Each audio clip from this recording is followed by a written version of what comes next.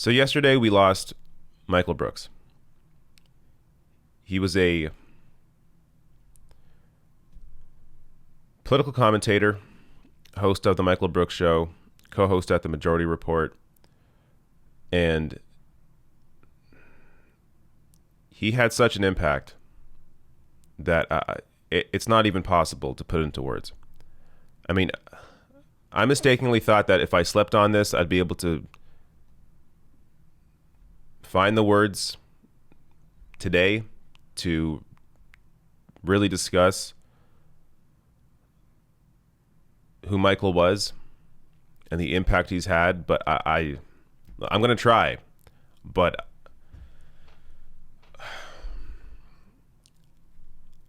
I don't know.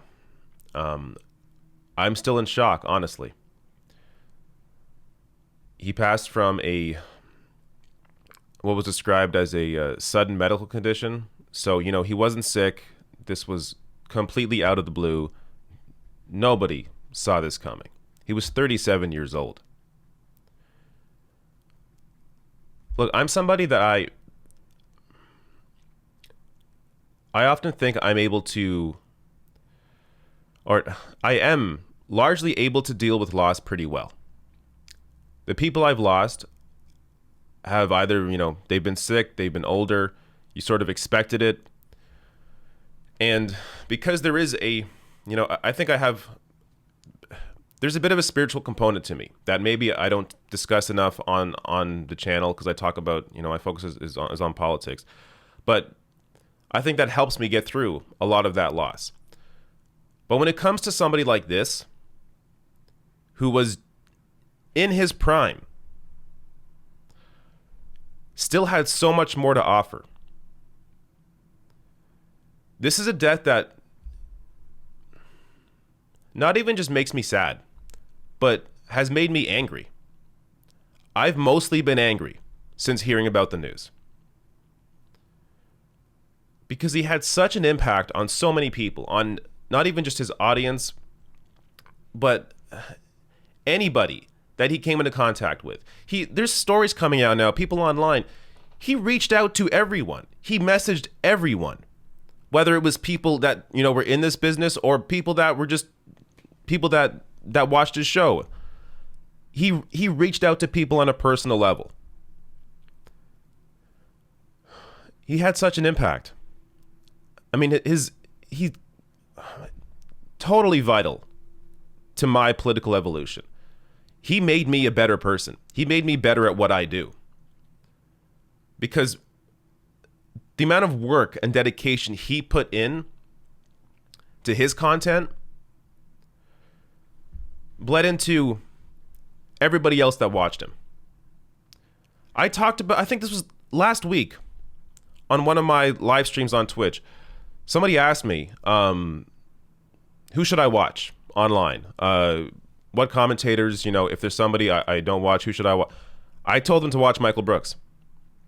Because Michael Brooks offered a perspective that nobody else offered. An international perspective that nobody did as well as he did. And you see that in the response. The news of his death wasn't just trending in the US, it was also trending in Canada. It was trending in Brazil. It was trending worldwide because he had that perspective. He offered something that nobody else offered. And he was able to tie it all together and make all of us better. There are so many people that do this work that I know that have discussed how they were influenced by him. And I'm angry, honestly. I'm angry. And it just doesn't make any sense.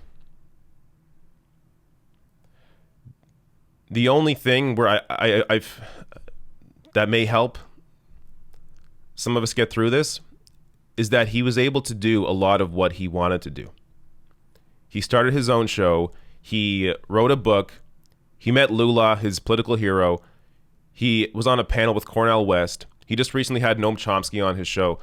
So, I mean, he was hitting all the bullet points that he wanted to hit. He was doing it all. But he had so much more. He had so much more to offer. So much more to do.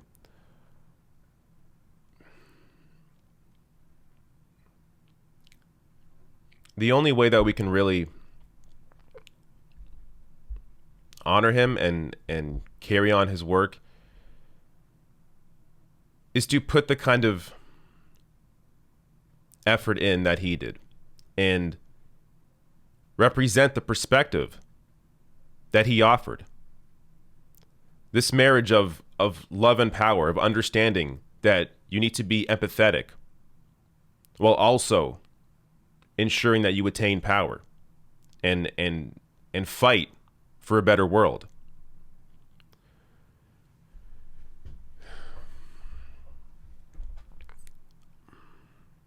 I don't know. I had to put out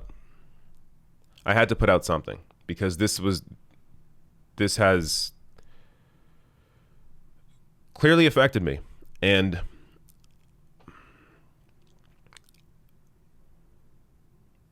there just aren't, the words don't exist to really explain it. I was lucky enough to be invited on his show.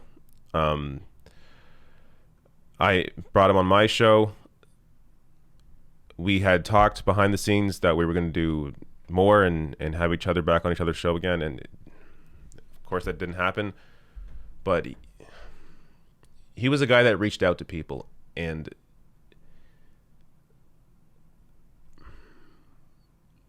that's one thing the rest of us really need to do. Don't be afraid to reach out to people. Don't be afraid to talk to people. I know, look, I'm a guy that can be hard to reach because I'm a bit of a social phobe. So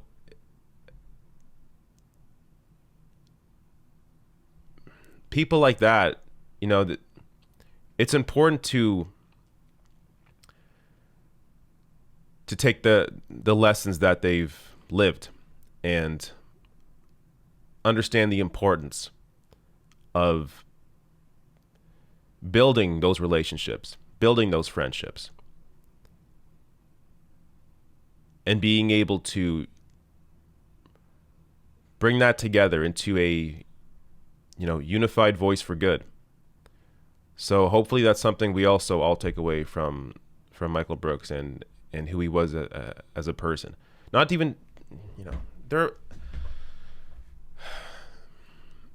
there are parts of Michael, he's irreplaceable. There's absolutely, this is what hurts so much. There is a massive hole now in this entire world of what we do. Nobody did what he did, and especially nobody did it in the way that he did it.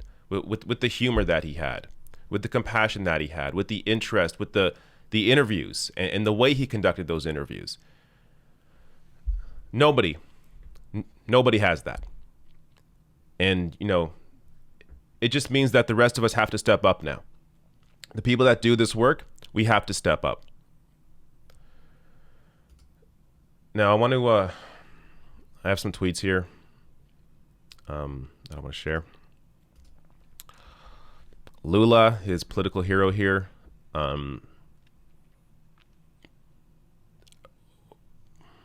when I read this tweet, I teared up when I first saw this tweet, because if you watched any of Michael's content, you know how much he loved Lula. He tweeted out here, "This year I met this young American, a journalist who turned out to be a friend, who I thought that we would meet again. How is it possible? My heart and prayers go to his family and friends. May his passion for social justice be remembered and inspire people around the world."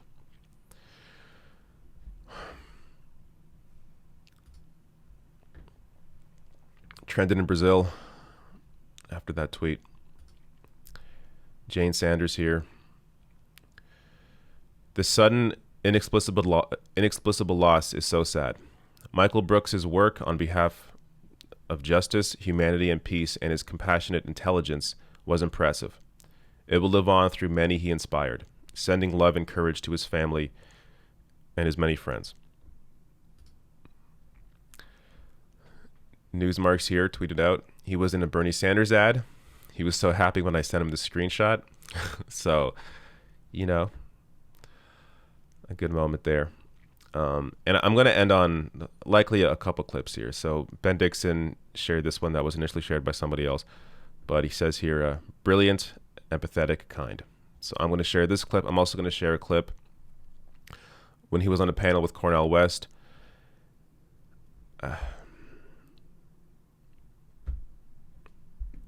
Rest in peace, Michael.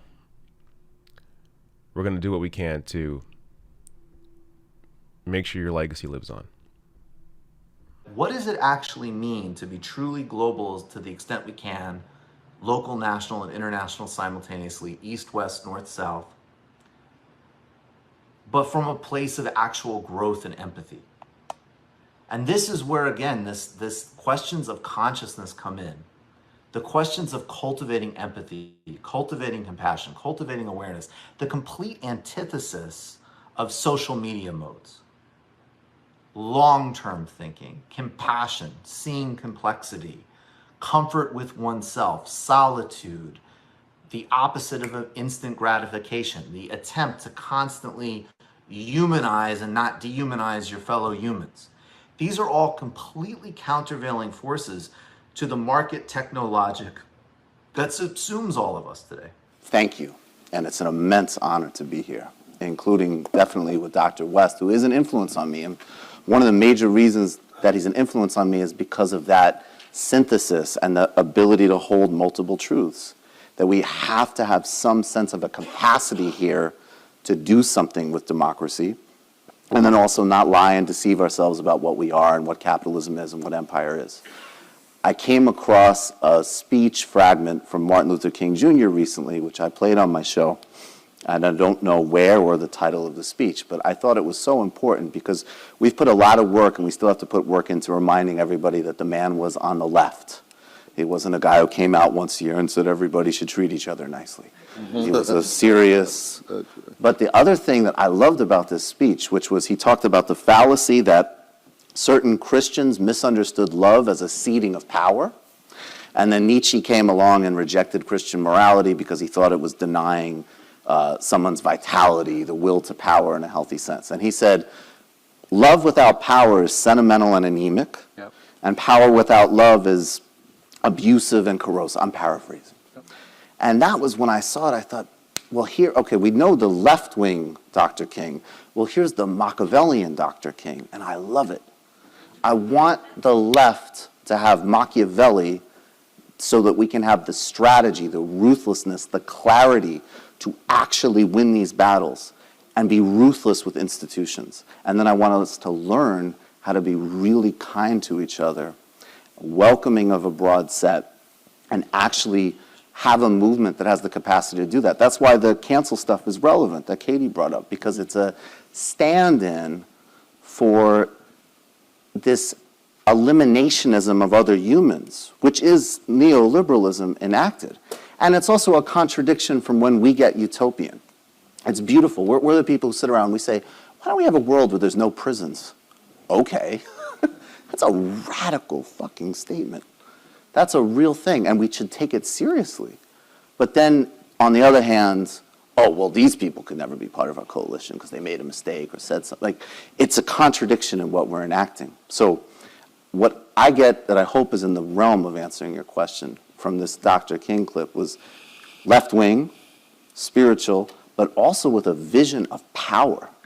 And if we can synthesize those things, I think we will speak to the highest impulses of this country, we will be welcoming to people, and we will win. Mm-hmm.